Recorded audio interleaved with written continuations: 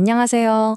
지난 시간에 우리 발메케 땅, 그 땅을 지키는 수호신 결례지신과 지장보살님의 아주 깊은 인연에 대해 알아봤었죠. 그런데 문득 이런 생각이 들 수 있어요. 그렇게 강력한 힘이 있다는데 왜 내 삶은 여전히 그대로일까? 하고요.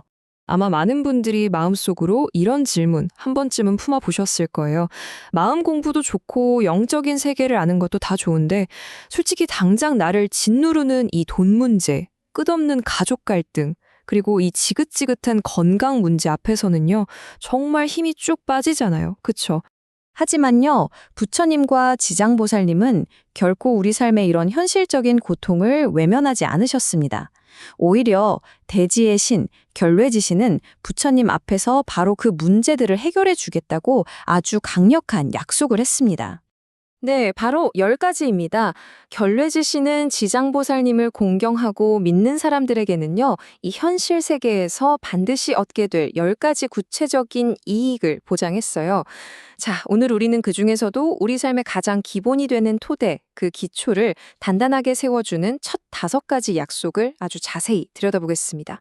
결례지신의 첫 번째와 두 번째 약속은요, 우리 삶의 가장 바깥에 두리, 하지만 가장 단단해야 할 그 기반을 세우는 데 집중됩니다. 그게 뭘까요? 바로 경제적인 안정과 가정의 평화라는 우리 삶의 두 기둥입니다. 먼저 토지 풍양. 옛날 농경사회에서는 이게 말 그대로 풍년, 풍성한 수확을 의미했겠죠. 하지만 오늘날 우리에게는 뭘까요? 바로 안정적인 사업, 꾸준한 월급, 모아둔 재산이 새어나가지 않는 것 같은 탄탄한 경제적 기반을 뜻합니다. 그리고 가택경안, 이건 그냥 집이 있다는 뜻이 아니에요. 가족들끼리 싸우지 않고 마음 편히 두 발 뻗고 쉴 수 있는 그런 조화로운 공간을 의미하죠. 혹시 지금 여러분의 재정이 늘 위태롭거나 집안에만 들어가면 마음이 불편하고 불화가 끊이지 않는다면 그건 어쩌면 여러분이 발 딛고 서 있는 바로 그 터전의 에너지가 흔들리고 있다는 신호일지도 모릅니다.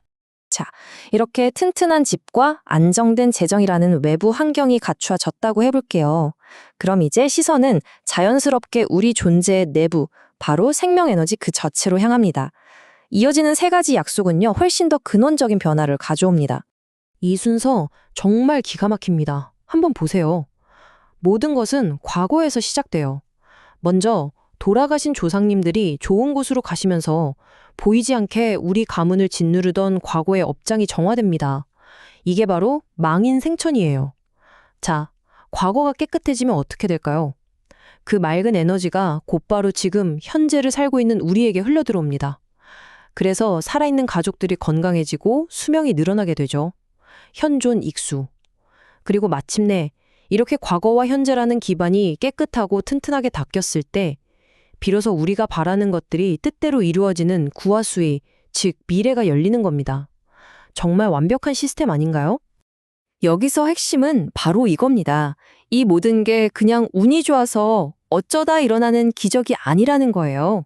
우리 몸을 하나의 밭, 하나의 땅이라고 한번 생각해 보세요. 지장보살님을 향한 굳건한 믿음과 기도는요, 그 밭의 토양, 즉 우리 몸과 마음을 구성하는 근원적인 땅의 에너지를 아주 깊숙한 곳부터 정화시키는 역할을 합니다. 오염된 흙이 깨끗해지면 저절로 좋은 열매가 열리잖아요. 바로 그것처럼 이건 지극히 자연스럽고 논리적인 영적인 결과인 셈이죠. 에이, 그래도 이건 그냥 경전 속에나 나오는 이야기 아니야? 라고 생각하실 수도 있겠죠. 그래서 4번째 이익, 현존 익수, 즉 살아있는 사람의 수명이 늘어난다는 이 약속이 얼마나 강력하게 현실에서 드러나는지 아주 드라마틱한 실제 사례 하나를 소개해 드릴게요. 홍콩에 어마어마한 부자가 한 명 있었습니다. 그런데 이분이 전신이 마비된 채로 병상에 누워 있었는데요. 상태가 정말 심각했어요. 욕창이 너무 심해서 살이 썩어 들어가고 허연뼈가 훤히 드러날 지경이었으니까요. 당대 최고의 의술로도 더는 손을 쓸 수가 없어서 모두가 포기한 그야말로 절망적인 상황이었습니다. 바로 그때 그의 아들이 기적을 만드는 행동을 시작합니다. 지장보살상 앞에 나아가서 아버지를 제발 살려달라며 정말 눈물로 기도했고요. 매일매일 정성껏 공양을 올리고 또 아버지의 이름으로 어려운 사람들을 위해 큰 돈을 베풀면서 공덕을 쌓기 시작했습니다. 그 결과는요, 정말 믿기 어려울 정도였습니다. 아들의 간절한 기도가 시작된 지 불과 한 달 만에요. 식물인간처럼 누워만 있던 아버지가 음식을 삼키기 시작한 거예요. 그리고 더 놀라운 건 뻥 뚫려 있던 그 끔찍한 상처 부위에 깨끗한 새살이 빠르게 돋아나기 시작했다는 겁니다. 이 이야기가 우리에게 보여주는 핵심이 바로 이겁니다. 아들의 그 간절한 기도와 공덕이 마치 메마르고 죽어가던 아버지의 몸이라는 땅에 비옥한 걸음을 주고 밭에 갈아서 새로운 생명이 싹트게 한 것과 똑같다는 거죠. 이것이야말로 현존익수라는 약속이 우리 현실에 완벽하게 구현된 사례라고 할 수 있습니다. 이렇게 드라마틱한 이야기를 듣고 나면 이런 생각이 드실 거예요. 와, 그럼 나는 도대체 무엇부터 시작해야 하지? 놀랍게도요, 결례지시는 경전에서 아주 간단하고 명확한 첫걸음을 우리에게 직접 알려주었습니다. 그 방법을 이해하려면 먼저 이 남쪽이라는 방향이 갖는 상징적인 의미를 알 필요가 있어요. 동양 사상에서 남쪽은요, 태양이 가장 높이 터서 가장 밝은 빛을 내뿜는 방향입니다. 왕성한 생명력을 뜻하죠. 어둡고 고통받는 지옥 중생을 구원하시는 지장보살님의 그 위대한 서원이 가장 밝은 빛을 향한다는 것. 참 역설적이면서도 깊은 뜻이 담겨 있지 않나요? 바로 이것이 결례지신이 우리에게 준 구체적인 지침입니다. 여러분이 사는 집의 남쪽 방향, 깨끗한 장소를 골라 지장보살님의 모습이 담긴 그림이나 상을 모셔라. 어때요? 생각보다 훨씬 간단하죠? 무슨 거창한 불단을 만들라는 뜻이 아닙니다. 오늘 당장 여러분 집의 남쪽 공간을 정성껏 마음을 다해 깨끗하게 청소하는 것. 바로 거기서부터 시작해 볼 수 있는 겁니다. 여러분이 깨끗한 마음으로 그 공간을 정돈하고 지장보살님을 향한 존경심을 내는 바로 그 순간부터 여러분의 평범한 집은 결로지신의 보호를 받는 성스러운 공간으로 기적이 싹틀 수 있는 아주 비옥한 땅으로 변하기 시작하는 겁니다. 자, 오늘 우리는 우리 삶의 생존과 평화의 기반을 다지는 5가지 약속을 살펴봤습니다.